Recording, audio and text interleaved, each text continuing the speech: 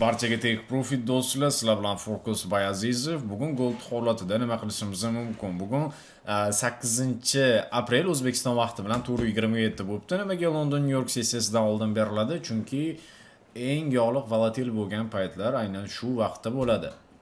Kechingi analizimiz klassika bo'yicha juda ham ajoyib tarzda o'xshadi, ya'ni doimgidek. Endilikda nima qilishimiz mumkin? Har doim ketadigan gapim, iltimos bitta pozitsiyaga, bitta prognozga full kirmanglar. Mana shu narsani birinchi bo'lib eslab qolishinglar kerak bo'ladi, chunki full ishlab bo'lmaydi. Faqatgina risk menejmentiga amal qilib ishlaysizlar, bozor o'xshaydimi, beradimi, yo'qmi? Shunga qarab ko'rasizlar. Kecha ko'rganinglardek biz sizlarga limit taxlatgan edik, lekin limit ishlamadi. No, скорее всего, shu zonadan ketish haqida xabar bergan edik. Tak, bu yoqda zonamiz bor edi, birinchi zonamizga tushdi va yana tepangi zonamizga chiqib berdi oqishidan oldin va ko'rib turganinglardek harakat bo'yicha ideal tarzda, ya'ni aynan chizilgan joyigacha o'xshab berdi. Buni oldingi, ya'ni 7-aprelda YouTube prognozi orqali bemalol o'zingizlar ko'rib olishinglar mumkin va bu hammasi o'xshashdan oldin berilgan. Nasib bo'lsa ham bugun ham ideal holatda tasvirlab beramiz. Endi bozor qanaqa reaksiya ko'rsatadi bunga, bunisidan hali xabarim yo'q. Tak, bozorda hozirda juda ko'p insonlar buyga ham kirgan, sellga ham kirgan, hozir bu yoqda tasdiq ko'p, lekin общий счётda narx harakati yana bir bor tepaga harakatlanishi uchun hozirda unaqangi железный sell yoki buyga tasdiq yo'q. Lekin bu bugunni kun hisobida oladigan bo'lsak, mana shu kun bugun deb oladigan bo'lsak, bugun nima qilishimiz mumkin? Tak. Men o'ylashim bo'yicha bizda hozir sellga 3 ta zona bor. Mana shu 21 bilan 30 zonalari juda ham quzuq zonalar bo'lyapti. Endi katta ehtimol bilan mana shu zonadan qaytish kerak bo'ladi. Agarda bu zonadan qaytmaydigan bo'lsa, endi keyingi yo'limizni, mana bu oldingi prognozni ko'rsanglar bo'ladi, 3046, 3061 lik zonalar bo'ladi. Endi обязательно agarda sizlar risk menejmentiga amal qilib ishlaydigan bo'lsanglar, foydaga chiqishinglar ayonda, mana qanchadan beri hisoblab ko'rsanglar, ular sizlar prop shotda ishlagan taqdiringlarda ham prop shotda imtihonidan o'tib juda ko'p narsalarni qilib tashlaysanglar bo'ladi. Marafon ham qilgandik, balki marafonni keyinchalik davom ettirishimiz ham mumkin bo'ladi. Endi buni vaziyatga qarab ko'ramiz. Hozir ham misol uchun sell kichkina tasdiq berdi. Xo'sh, nima qilishimiz mumkin? Bizda sell ketishi uchun va yana qaytib buy ketishi uchun bizda hozir 75 lik, 80 lik zonalar bor va eslatib o'taman, bu yoqda ideya berilyapti. Bu o'zingizlarning prognozinglar bilan solishtirib ko'rishinglar uchun. No, ideyadan umumiy ma'noni har doim xulosa o'rnida sizlarga aytib ketaman. Tak.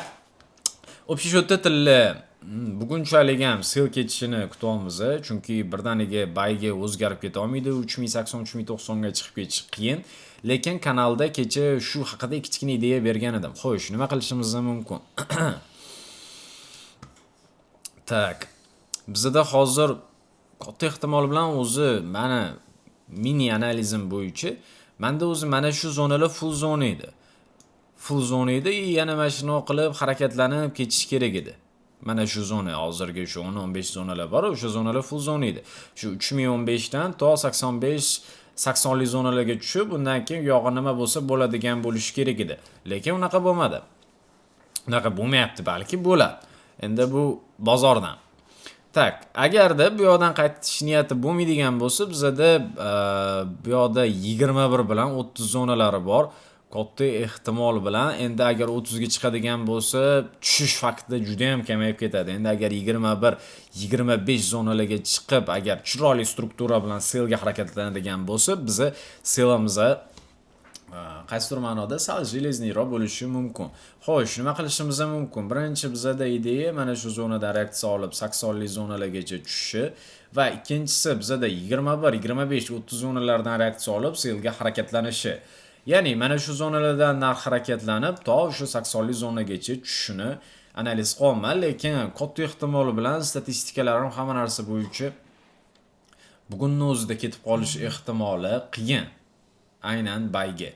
Bo'lmasa xulosa qilib aytamiz hozirgi joydan yoki bo'lmasa 21-30 zonalardan sellga qidirib ko'rishimiz mumkin. Endi agar kecha bu selllarni juda ham ko'p kutganligim uchun o'zimga ishonch darajasi juda ham deyarli 100% edi. o'xshab berdi. Bugun ham bu ideyaga 80-90% ishonaman, balki 100% ishonarman, lekin bozor qanaqa reaksiya ko'rsatadi, bu faqatgina bozordan. Siz ham bilmaysiz, men ham bilmayman, falonchisi ham bozor qayoqqa ketishini bilmaydi. Faqatgina biz risk menejmentiga amal qilib, moliyaviy bozorlarda ishlashimiz mumkin. Aytgancha, biz depozitning bonus ham yo'lga qo'yilibdi, $30 bonusdan ham foydalansanglar bo'ladi. Agarda shu video deyli 300 ta like yoqsa, marafonda ham boshlaveramiz. Gap. Bo'lmasa, ko'rishguncha.